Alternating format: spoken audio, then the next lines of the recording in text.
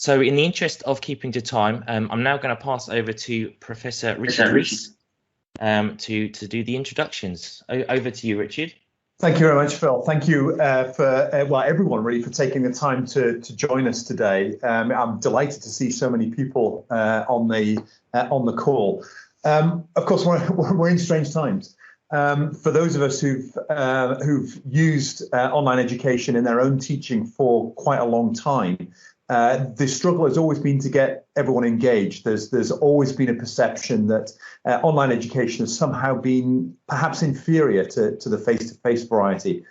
Now, I'm not saying that we need to take advantage of a pandemic. That would not be the right thing to do, but it certainly has provided that impetus for change that I don't think we could have seen in any other way.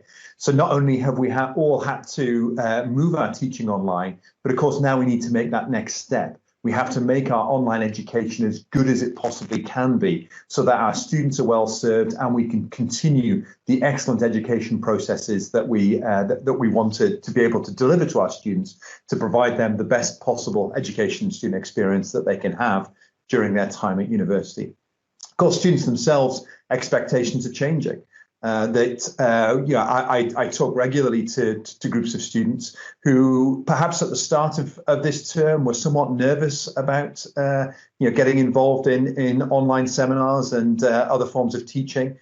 But those of them, particularly the students that I've spoken to that have experienced both face-to-face seminars under the conditions that we currently have them in, of course, and online seminars, many of them often prefer the online versions because, like you're seeing me now, they can see people much more closely on a screen. They can start to interact with them in a way that's different from the face-to-face versions. Not necessarily better, certainly different, but can be as good. And what we want to try and to be able to do with our online education is learn from each other so that we can really start to be able to do the best that we possibly can.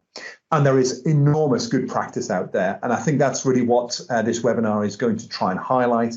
You'll hear from speakers from around the university who have really started to take that next step, think really carefully about the pedagogy of what they're trying to do and the ways in which they can engage with both material and with students to be able to make that experience as good as it possibly can be.